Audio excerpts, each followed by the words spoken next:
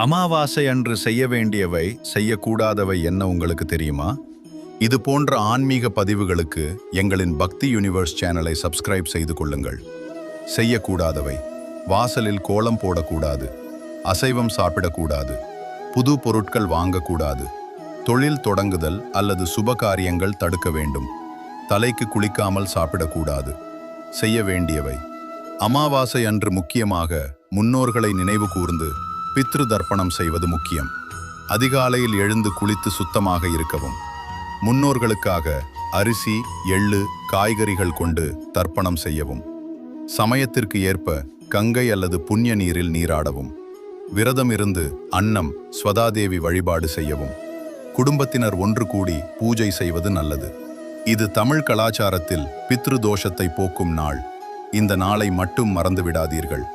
அம்மன் உங்களுக்கு பிடிக்கும் என்றால் இந்த பதிவை லைக் செய்து கமெண்ட் செய்யுங்கள். நன்றி.